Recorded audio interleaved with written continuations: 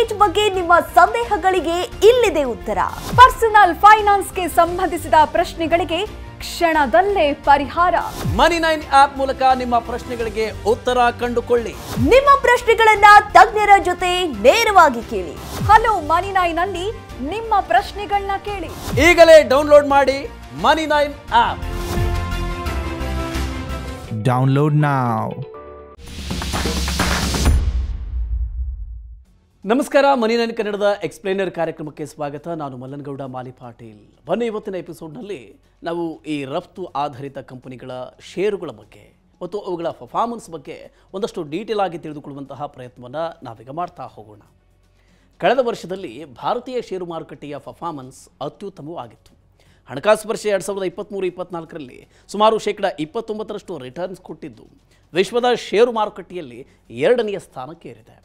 ಮಾರುಕಟ್ಟೆಯ ಈ ಸದೃಢವಾದ ಪರ್ಫಾರ್ಮೆನ್ಸ್ಗೆ ಸಾಂಸ್ಥಿಕ ಹೂಡಿಕೆದಾರರ ಖರೀದಿ, ಉತ್ತಮವಾದ ವಿದೇಶಿ ಸೂಚನೆಗಳು, ಸದೃಢವಾದ ಆರ್ಥಿಕ ಸೂಚಕಗಳು ಕಾರಣವಾಗಿವೆ. ಆದರೆ ಸದೃಢವಾದ ಆರ್ಥಿಕ ಪ್ರಗತಿ ಮತ್ತು ಷೇರು ಮಾರುಕಟ್ಟೆಯ ಓಟದ ನಡುವೆ ರಫ್ತು ಆಧಾರಿತ ಕಂಪನಿಗಳ ಷೇರುಗಳ ಕಥೆ ಏನು? ಈ ಕಂಪನಿಗಳು ಹೇಗೆ ಪರ್ಫಾರ್ಮ್ ಮಾಡಿವೆ? ಈ ಷೇರುಗಳಿಗಾಗಿ ಯಾವ ರೀತಿಯ ಸ್ಟ್ರಾಟಜಿ ಇರಬೇಕಾಗುತ್ತೆ? ಇವೆಲ್ಲವನ್ನ ನಾವೀಗ ಅರ್ಥ ಮಾಡಿಕೊಳ್ಳೋಣ. ನೋಡಿ, ಹಣಕಾಸು ವರ್ಷ 2023-24ರಲ್ಲಿ ಒಟ್ಟಾರೆ ರಫ್ತು ಅಂದಾಜು $790 ಬಿಲಿಯನ್ ಅಂದಾಜಿಸಲಾಗಿತ್ತು. ಇದು ಕಳೆದ ವರ್ಷದ $777.6 ಬಿಲಿಯನ್ ಹೋಲಿಸಿದರೆ ಸುಮಾರು 1.5% ಹೆಚ್ಚು. ಆದಾಗ್ಯೂ ಈ ಅಂಕಿಗಳು ಸುಮಾರು $345 ಬಿಲಿಯನ್ ಸೇವಾ ರಫ್ತನ್ನು ಒಳಗೊಂಡಿದೆ. ದೇಶದ ಒಟ್ಟು ರಫ್ತಿನ ಪೈಕಿ ಸೇವಾ ವಲಯದ ಪಾಲು 44%.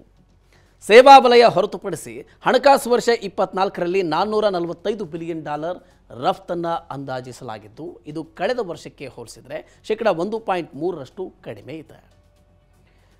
ಆದಾಗ್ಯೂ ವ್ಯಾಪಾರ ಮತ್ತು ಅಭಿವೃದ್ಧಿಗಾಗಿನ ವಿಶ್ವಸಂಸ್ಥೆಯ ಸಮ್ಮೇಳನ ಅಂದರೆ UNCTAD ಇದರಲ್ಲಿ 2023ರಲ್ಲಿ ಕೊಟ್ಟಿರುವ ಅಂದಾಜಿಗಿಂತ ಈ ಅಂಕಿಗಳು ಉತ್ತಮವಾಗಿದೆ.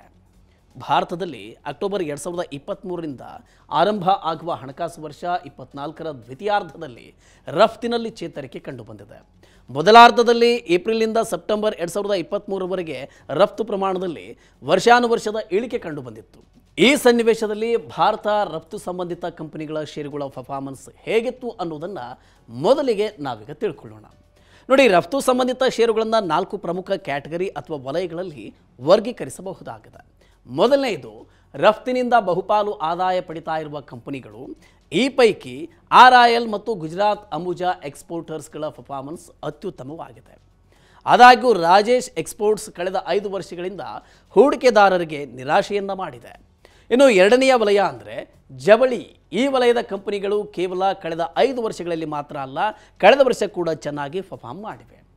ಅದರಲ್ಲೂ ಕೂಡ ಗಮನಿಸಬೇಕಾದ ಸಂಗತಿ ಅಂದರೆ ಬಾಂಬೆ ಡೈಯಿಂಗ್ ಷೇರುಗಳು ಹೂಡಿಕೆದಾರರಿಗೆ 170% ರಿಟರ್ನ್ಸ್ ಕೊಟ್ಟಿವೆ. ಇನ್ನು ಮೂರನೆಯ ಕ್ಯಾಟಗರಿಯ ಅಡಿಯಲ್ಲಿ ಬರುವಂಥದ್ದು ರತ್ನಗಳು ಮತ್ತು ಆಭರಣಗಳ ಉದ್ಯಮದ ಕಂಪನಿಗಳಿವೆ. ಈ ಕಂಪನಿಗಳ ಷೇರುಗಳು ಕೂಡ ಕಳೆದ ವರ್ಷ ಚೆನ್ನಾಗಿ ಪರ್ಫಾರ್ಮ್ ಮಾಡಿವೆ.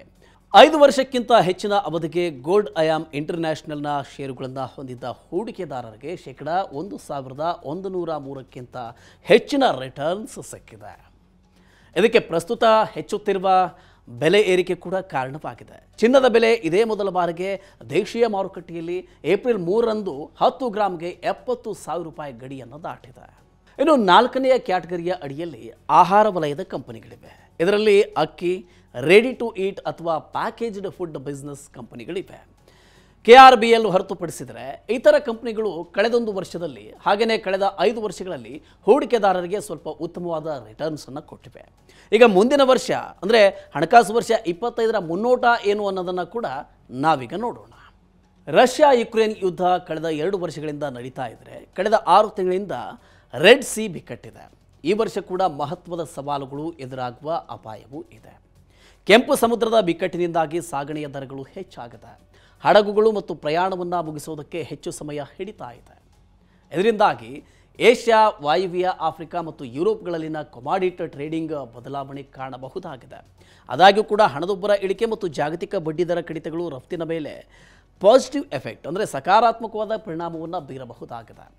ಇಂತಹ ಸನ್ನಿವೇಶದಲ್ಲಿ ರಫ್ತು ಆಧಾರಿತ ಕಂಪನಿಗಳ ಷೇರುಗಳಿಗಾಗಿ ಹೇಗೆ ಸ್ಟ್ರಾಟಜಿಯನ್ನು ರೂಪಿಸಬೇಕು ಎಂಬುದರ ಬಗ್ಗೆ ತಿಳಿದಿರೋದು ಕೂಡ ತುಂಬಾ ಮುಖ್ಯ ಆಗುತ್ತೆ. ರಫ್ತು ಸಂಬಂಧಿತ ಕಂಪನಿಗಳಲ್ಲಿ 6ರಿಂದ 12 ತಿಂಗಳ ಮುನ್ನೋಟದೊಂದಿಗೆ ಜವಳಿ ವಲಯದಲ್ಲಿ ಹೂಡಿಕೆಗೆ ಉತ್ತಮವಾದ ಅವಕಾಶ ಇದೆ ಅನ್ನೋದು ಮಾರುಕಟ್ಟೆಯ ತಜ್ಞರಾದ ಸಂತೋಷ್ ಸಿಂಗ್ ಅವರ ಅಭಿಪ್ರಾಯ. ಜವಳಿ ವಲಯದಲ್ಲಿ ವೆಲ್ಸ್ಪನ್ ಇಂಡಿಯಾ ಕಂಪನಿಯ ಷೇರುಗಳನ್ನು ₹800 ಟಾರ್ಗೆಟ್ನೊಂದಿಗೆ ಹಾಗೆಯೇ ₹60ರಿಂದ ₹65 ಟಾರ್ಗೆಟ್ನೊಂದಿಗೆ ಟ್ರೈಡೆಂಟ್ ಕಂಪನಿಯ ಷೇರುಗಳನ್ನು ಖರೀದಿಸಬಹುದು. ಅಲ್ಲದೆ ವೆಲ್ಸ್ಪನ್ ಕಾರ್ಪ್ನ ಆದಾಯದ ಬಹುತೇಕ ಭಾಗ ರಫ್ತಿನಿಂದ ಸಿಗ್ತಾ ಇದ್ದು ಈ ಷೇರುಗಳಲ್ಲಿ ಶೇಕಡ 25ರಿಂದ 30ರಷ್ಟು ಏರಿಕೆ ಆಗುವ ಸಾಧ್ಯತೆ ಇದೆ. ಇನ್ನು ಅಕ್ಕಿ ಉದ್ಯಮದ ಕಂಪನಿಗಳಲ್ಲಿ KRBLನ ಬೆಲೆ ಉತ್ತಮವಾಗಿ ತೋರ್ತಾ ಇದೆ. ಇದರಲ್ಲಿ ಶೇಕಡ 30ರಿಂದ 40ರಷ್ಟು ಏರಿಕೆಯೊಂದಿಗೆ ಹೂಡಿಕೆಯನ್ನು ಮಾಡಬಹುದಾಗಿದೆ. ಒಟ್ಟಾರೆಯಾಗಿ ಹಣಕಾಸು ವರ್ಷ 25ರಲ್ಲಿ ರಫ್ತು ವಲಯದಲ್ಲಿ ಸುಧಾರಣೆಗೆ ಹಣದುಬ್ಬರ ಇಳಿಕೆ ಮತ್ತು ಬಡ್ಡಿದರ ಇಳಿಕೆ ಪ್ರಮುಖವಾಗಲಿದೆ. ಅಲ್ಲದೆ ಭೌಗೋಳಿಕ ರಾಜಕೀಯ ಅಪಾಯಗಳು ಕೂಡ ದೂರವಾಗಬೇಕಿದೆ. ಇಂತಹ ಸನ್ನಿವೇಶದಲ್ಲಿ ಅಪಾಯಗಳು ದೂರ ಆಗುವವರೆಗೆ ರಫ್ತು ಆಧಾರಿತ ಕಂಪನಿಗಳ ಬಗ್ಗೆ ಜಾಗರೂಕರಾಗಿರಬೇಕು. ಹೂಡಿಕೆ ಸಲಹೆಗಾರರ ಶಿಫಾರಸ್ಸಿನ ಆಧಾರದ ಮೇಲೆ ಆಯ್ದ ಷೇರುಗಳಲ್ಲಿ ಹೂಡಿಕೆಯನ್ನು ಮಾಡೋದು ತುಂಬಾ ಉತ್ತಮ. ಓಕೆ, ಈ ರೀತಿಯ ಇನ್ನಷ್ಟು ಮಾಹಿತಿ ಮತ್ತು ಪರ್ಸನಲ್ ಫಿನಾನ್ಸ್ ವಿಚಾರಗಳಿಗೆ ಡೌನ್ಲೋಡ್ ಮಾಡಿ ಮನಿ9 ಕನ್ನಡ ಆ್ಯಪ್ ಹಾಗೂ ಯೂಟ್ಯೂಬ್ನಲ್ಲಿಯೂ ಸಬ್ಸ್ಕ್ರೈಬ್ ಆಗಿ, ಲೈಕ್ ಮಾಡಿ, ಶೇರ್ ಮಾಡಿ. Thank you.